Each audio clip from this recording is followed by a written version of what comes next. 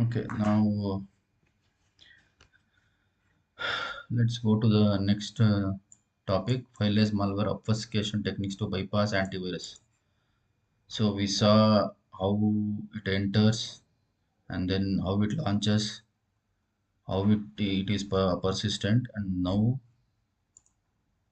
it has to hide from the defensive mechanisms. So this chapter, fileless malware obfuscation techniques to bypass antivirus, is about hiding itself from the defensive mechanisms.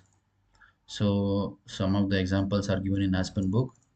So in the scripts, it inserts characters. Attackers insert special characters such as comma and semicolon between malicious commands and strings to make well-known commands more complex to detect, as shown in the example. You can see here they have inserted unnecessary commands, I mean unnecessary commas in between the commands. It seems the script will work normally as if there are no commas, but the tools, the antivirus or anti-malware, might not detect these commands because of the presence of the commas. Similarly, inserting parentheses. When parentheses is used variables in a code block or evaluated as a single command, attackers exploit this feature to split and obfuscate malicious commands. So using parentheses also they can obfuscate the commands. Inserting caret symbol.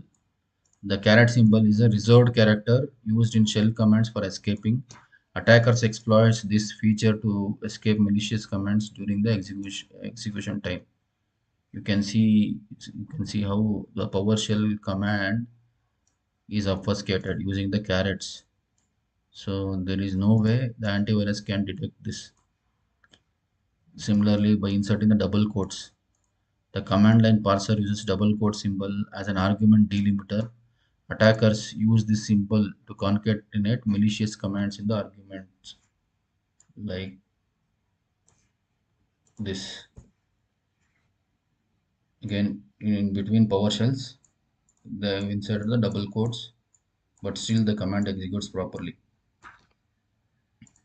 And then using custom environment variables. In Windows operating system, environment variables are dynamic objects that store modifiable values used by applications at runtime. Attackers exploit environment variables to split malicious commands into multiple strings. So you can see they have set power to A, shell to B, and finally they're concatenating both power and shell here A, B. This is where they're concatenating and then executing the malicious commands. The antivirus will be looking for PowerShell something like that, but there is no PowerShell here. This is how they have obfuscated using the environment variables. Similarly, using pre-assigned environment variables. Common program files contains a default value. See program files, common files. Specific characters from this value can be accessed through indexing and used to execute malicious commands. So if you see this command here,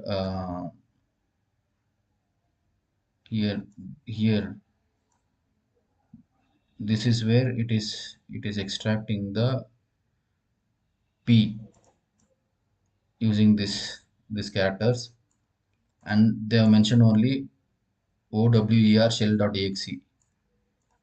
So the P at index 3 is extracted from this environment variable and then concatenated with the over shell.exe and executes the malicious commands.